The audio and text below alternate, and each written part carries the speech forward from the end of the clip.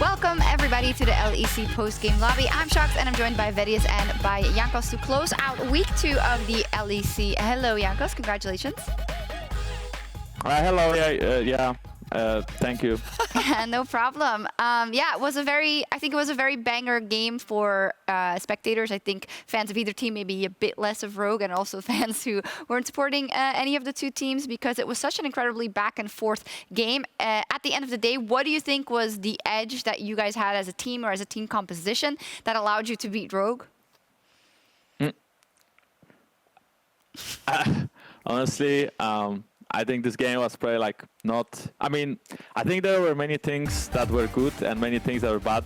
I think probably the crucial moment was when Vedius stole the Baron. I felt like without that match, the game would have been much harder to play. But before that, we made many mistakes, right? In the early game and then throughout the mid game. So it didn't really feel like we played that well, but we also made some good plays. So I'm really happy that we won. But I mean, again, there is so many things to work on that. Super cool that we have win on the board, but it's like a useless win, you know. It's like it's a win to just have a win and then just like have to play better, or it's lost in playoffs, you know. Yeah, I mean, you didn't have to diss Rogue that hard that you say this win is useless when you beat them for the 11th time. No, I don't mean that win against Rogue is useless particularly, right? I think that like any other team is useless too. So it's like basically it doesn't matter who we win against. It's just. Yeah, I mean, get a good seed in playoffs and actually be good in playoffs compared to Spring Split, where our regular season was good, and then as soon as playoffs started, we had many issues that didn't get solved, and then we were just bad. So I think that currently we are improving decently, but slowly. All right, but Jankos, like, so I've cast pro players now for 5 years, and I think there have been like 3 times that pros have ever said they played a good game. In my opinion, that game felt like that there were really strong performances throughout the game that swung it multiple times, right? And like, I acknowledge that like League is a large game about mistakes, but why are you so critical on this game in particular? Because as I said, like, I think that like Summer and Odo were playing extremely well, but you and Reckless were also playing extremely well, and I felt like that there were just constant plays coming out from both sides. I mean, my motivation was not losing to Fiddlestick, because Mickey really dislikes playing against it, so I had to win this game. Otherwise, he would like me to play Fiddlesticks, and I don't really think the champ is very useful. So if we lose this game and we actually lose to Fiddlesticks, it would be a disaster. So I'm really happy that we could win. So Mickey maybe will have like more than few brain cells next time when talking about Fiddlesticks. And besides that, I mean, of course, right, like I mentioned, a couple of good plays from both teams, from, you know, players overall. But still, I feel like it's hard to be happy and satisfied as a League Pro, right? You always want to improve and you always want to be better next time and work on the mistakes you're doing. And since we kind of understand our mistakes right now, we made so many of them this game that, I mean, it's hard for... Of course, I'm happy, right? But it's hard to be like, yay! It's more like, nice, but yeah. Okay. Yeah, I think that's a healthy way to look at things as well, right? Now, a bit of a follow-up as to a segment that Vedius did earlier, and also something that Laura asked Mickey, in terms of Mickey roaming more, and this being a direct result of Nelson influence and Nelson kind of bringing up new ideas and new kind of things to work on. Do you think the fact that you have this new member of the coaching staff that is now bringing in this plethora of new ideas, does that also mean that your games might just not be as clean because you're trying to adjust to many things? And that I kind of see as a positive in the long run, but just maybe it doesn't feel like right now.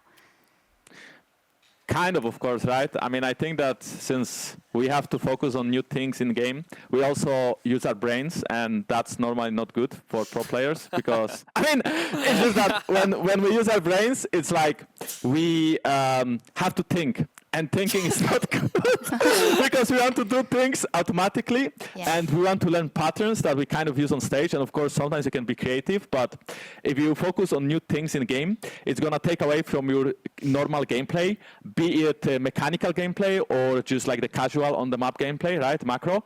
So I think that definitely there are cases where we choke, so to speak, because we are thinking too much. But when this will become more natural and when we adapt these things to our standard gameplay, I think that in the long run, like you mentioned, we are going to be a much better and much stronger team. But for now, we are using too much brain. That makes sense. Do you feel like this is an evolution of G2? Because it's my understanding or my feeling that when like G2 was at the peak, right, and now saying, you know, the run to World Finals and everything, that everything was super intuitive. Everyone knew exactly what the decisions were going to be. The decision making was very smooth.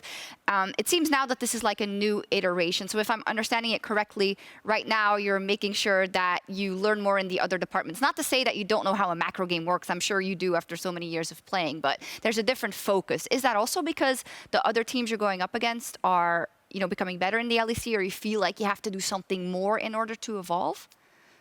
I mean, I think it's multiple things. Of course, the teams are getting much better than they used to be. We can't just like not play any League of Legends and expect ourselves to beat everyone, because everyone is like worse. Right now, teams are better than us, as Rogue and Mad Lions proved in playoffs. You know, rookie players coming in, really hungry for victory. So they are better. And besides that, I also feel like the game is changing every year. So the things that were good in 2019 are not good now. And the way you play the game is also different. So you just have to adapt on the, well, not on the fly. You have to adapt as the game changes. You have to understand it again. And of course, there's many, many things that are exactly the same. But that's also why repeating fundamentals and having a strong fundamentals is so important, because yeah, when the meta is changing and you think about all these new things that are coming in, for me it could be, you know, jungle getting changed every year, then I may forget how to, yeah, I know, retake sides or something, right? So basically, I think that fundamentals are really important, and it's something that we are thinking about now more as well. And besides that, yeah, we just have no new ideas from Nelson. But I mean, since the game is changing, then yeah, and the players are improving, we will see how it goes. Yeah, speaking about things that were good in 2019 and not now, the Kia player of the game is Wonder with 42% of the votes. I was just kidding. Please, it was so perfect. But Wonder, congratulations, Kia player of the game, 42%, 42 votes rather. With the Viego, how is it to playing with the Viego and kind of, I don't know, the unique interactions that he brings to a game? Well, I mean, the champ is really broken. So I don't know how Caps lost on Viego, honestly. It's Caps, and he was playing Viego, and he didn't carry. So I think the Schalke game is completely on him. And and yeah, I mean, Wunder, I think his second Viego game, I believe, and both games he was playing quite well, right? And of course, the champion is super imbalanced, in my opinion. So, you know, whenever he gets a reset in a team fight, it's the entire enemy team is collapsing. And the thing about the champion is also mental. It's not only its design, but also whenever he gets a reset and he takes the soul and he kills you with, like, I know, Alistar or whatever, you kind of tilt a little bit, because you think about how come this champ exists, why is it so OP, and why is it in game. So I think that since opponents are getting more and more tilted as the game is going on, the later the game goes, the better. That makes a lot of sense. Aside from Viego being broken, I hate when this happens, and we're always like, oh yeah, this champion is so broken, so the player did nothing, which is not true. I mean, it's also just, it's a classic. I mean, Wunder played fine, right? Yeah. Of course, right? Wunder played fine. Just like, I just want to add some, like, imagine if Gwen is open, you know? I mean, this champ is like, oh my goodness. So I really wish Gwen will be open against our team once, because yeah, I just want to see how people play it on stage, you know, if they are actually going to 1v9 or not. But this champ is like, You know, Gwen hasn't won a game yet in the LEC, by the way. Yeah, I mean, people are bad, right? It seems like it. I mean... See, you can't win with pros. Either the players are bad or the champion's broken. It's never in between. I was going to say, Jankos, that I personally felt like you were robbed. I think that so far you have had a great split. But also this game in particular, I think your Rumble ultimates were the reason why you were able to win this game. So huge credit to you, and I think that... Wait, are you trolling now? No, I genuinely think you were really insane. Like, there was some really trolling, insane right? rumble ults. No. I'm being serious. You had some really insane rumble ults this game.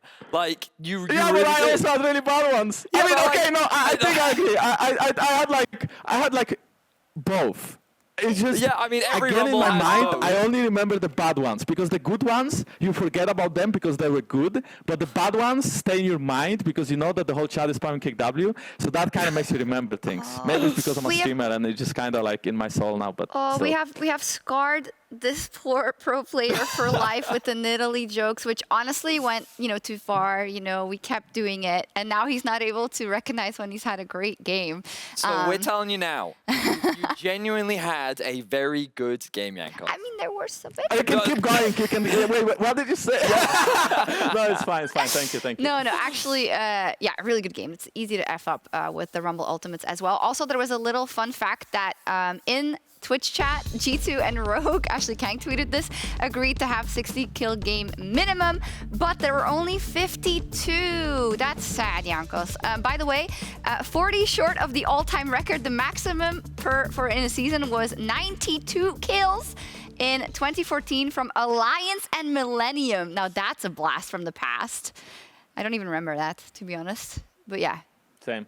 Yeah. Were you on Rocket back then? Or Yeah, HGK? probably. Yeah, I just started my pro career on Rocket, and yeah, I don't remember that game at all, actually. Yeah, just goes to show how weird the meta is. Like, if a team like Alliance could get... Well, they were actually pretty good back then. If I remember They right. did win a split. Yeah, they did win a split. 2014. Now on to a very interesting topic, because earlier today we asked the LEC Discord channel, which is full of 5-heads, for their favorite junglers in the LEC, aka the best. So the jungle Wait, tier. why is the top lane main first? Okay, so as you can see, Discord voted Whippo as the top one, Jankos second, then Inspired, Selfmade, Zander, Razor, Dan, Treats, and Curate all the way at the bottom. Thoughts, Jankos? I mean, I think like probably thinking about playoffs, spring split, I'd say, but this is popularity, I guess, and not actually good players. Well, Um, I mean, I don't Discord know. is Both. very astute. I love it. You know, It's Discord. I mean, I think that, yeah, Inspired and Elioya should be played top 2, just according to spring split playoffs. I think Elioya especially had like a really good performance during Masai, so I think he for sure should like deserve to be higher. And I think Inspired as well, he is super consistent throughout the whole 2021, and I think he has been very important in a lot of the Rogue wins.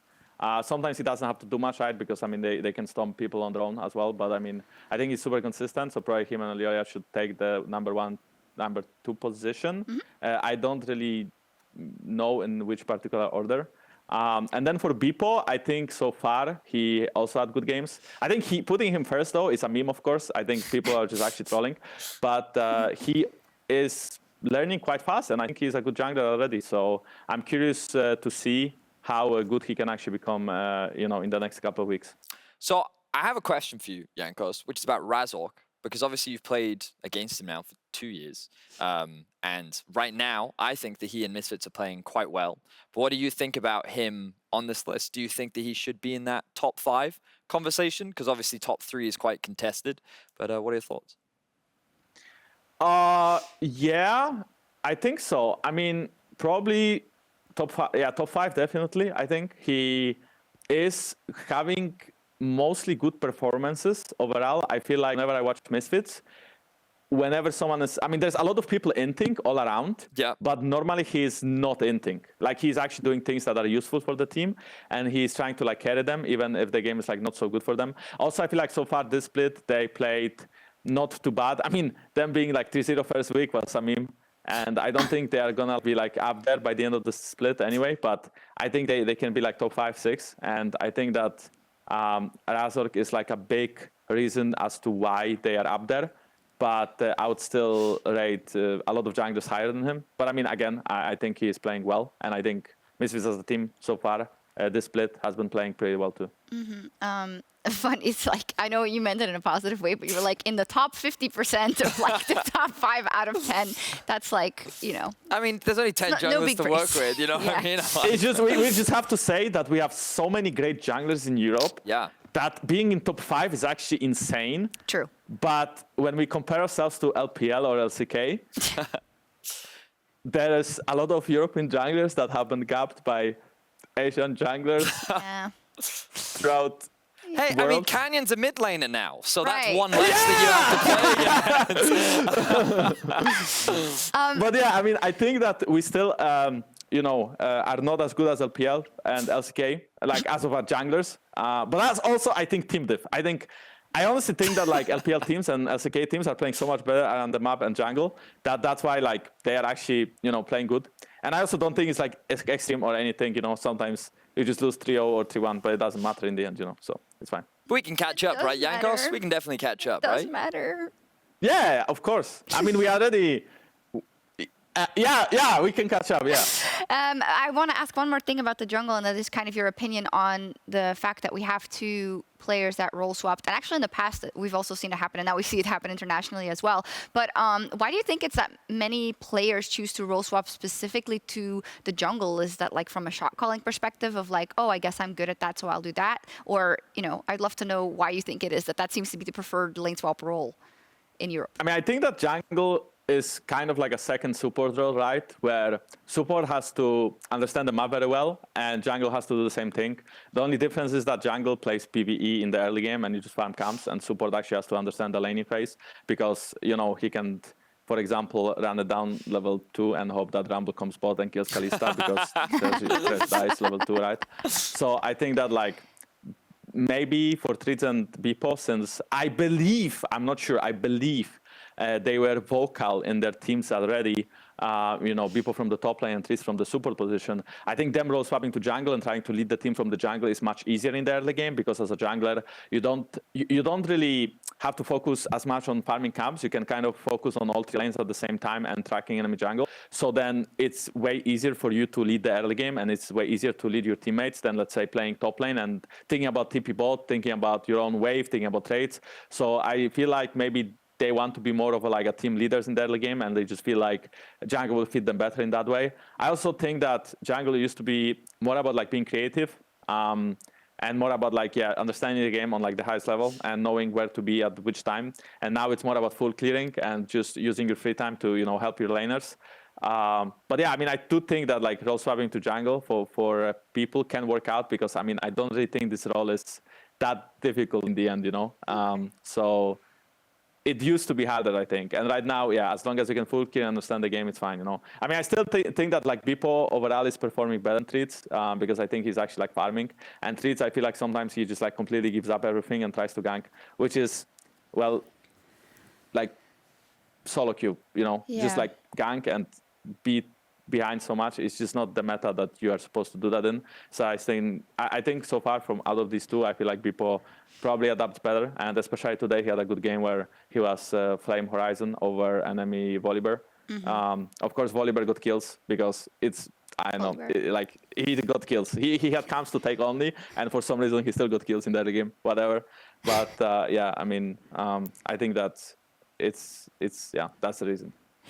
Thank you very much. Very in-depth answer. I love it. Also, what you said about SK or about Whippo and Treats does reflect in the standings. Let's take a look at those after the second week of LEC Summer. First place right now is G2 Esports with Misfits Gaming at 4-1. Fnatic right under that in the top 3. But SK Gaming still no wins at 0-5. Vedius, do you see what Jankos is saying in terms of SK? I feel like they seem disjointed overall. That's just I mean, I think that's what a lot of people expected from the roster, largely because it felt like that it was kind of like a band-aid solution. So yeah, SK definitely are struggling right now. I love the fact that Jankos was very honest on his thoughts with Misfits, and now they both sit at the top of the table. That's going to make that matchup very exciting, because I think that Misfits seems to have found their form. There's an argument that could be made that they could be 5-0 right now, had they been able to avoid that single Fiddlesticks ultimate. True. So yeah, I think that the G2 versus Misfits matchup is going to be a good one. I want to figure out when that is. Is that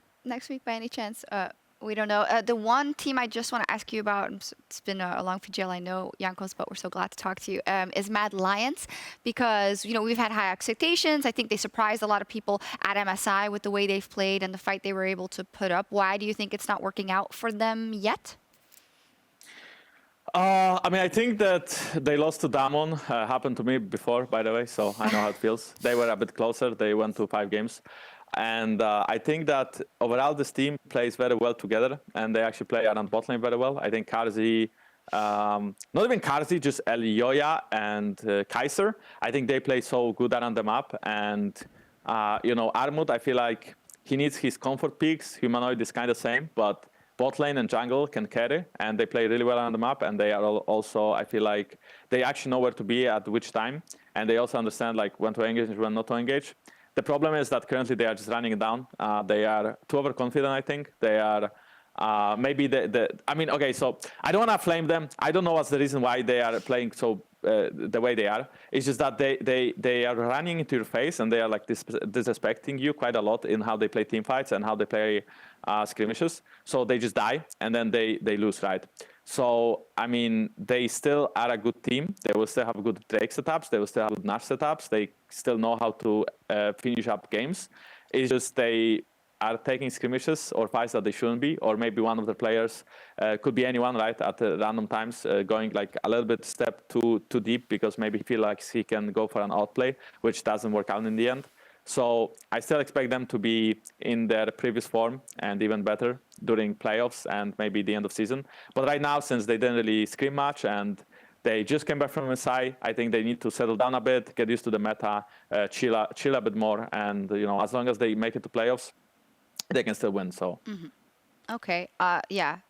I also think Elioya said in the interview that they are currently quarantined, so kind of in their own space, and that obviously doesn't make it as easy to go through feedback and whatever. So we'll see, but, you know, no reason to panic yet for any of the teams, by the way. Let's also look at the Kia player of the game leaderboard, where Vitio is currently first, followed by Humanoid and Reckless, and then Nuclearint and Self-Made. Tiebreakers are decided by the amount of votes that someone got. Vedius, Vitio, yeah, nice, I think. Yeah, good start to the split. Let's see if he can keep up this momentum, because that was one of Misfits' big problems. Yeah. That split where they started off strong and then they tapered off towards the end.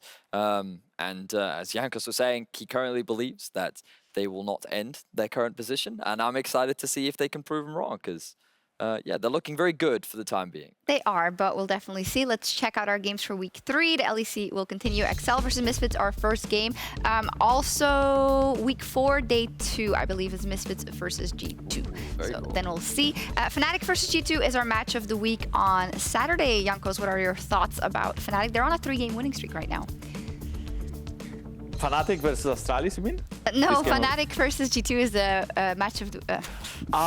It's on Saturday. Match of the week on Saturday. Match of the week. Yeah, I think, I mean, I feel like the Fnatic, like, strongest lane or, like, people, I think, are their bot lane. I feel like Fnatic has, like, a pretty good bot lane, and normally when they get leads, they get them through bot lane. I feel like still people tend to, you know, TP there whenever they have to, and people really likes to, like, be around there. So this is something we have to look out for, right? Not really giving up a lead in the early game, because they are still the same team as when Self-Made was playing there and Beep was playing top lane, where if they start snowballing and they actually get few kills, they are gonna like roll over you, and they like keep going into these skirmishes. So I think we need a solid early game where we don't give up leads. We don't even have to win early game. I think we just don't have to like give up leads, and I think we should be able to win mid game by team fights and macro. Okay, looking very much forward to that one. I'm going to take a selfie with Jankos, and then we can say goodbye. Am I also invited? Yes, you're always in it. Why do you always ask? Of course. Here we go. Awesome. Thank you, Jankos. Thank you for the great insight. Thank you very much. Yeah, see you next week. And that was all from us here tonight. Weekend continues. LCS has Cloud9 versus Immortals, and we will be back next Friday for more League of Legends. See you then. Have a weekend. Bye-bye. Bye-bye.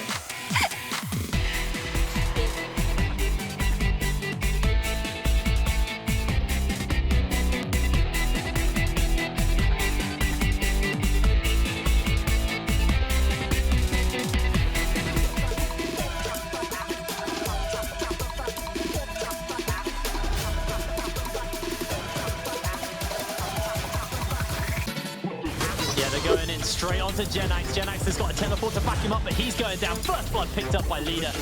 Well, looking at him. Come over the wall. Patrick there in the midst of the entire team is going to get locked up because the blows come down too. Patrick just gets deleted. Out of him. He's getting a little bit low. Jez is now also on the run, Lavrov. Gonna force the flash out as he flashes, he tongue lashes and crowd shot. Snipes him. Kind of want a bit of a spike here as Blue.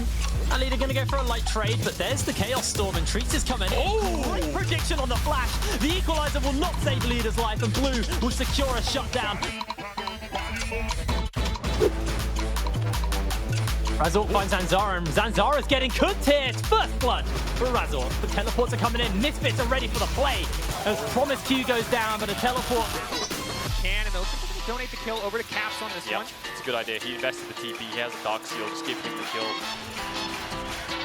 And they make it back. Hold your thought. Hook flash coming in. Now Revan's going to be in trouble, but that's the Lantern. He can't even click it. He can't get out. The body block is there. That's the shutdown. That's going to be massive.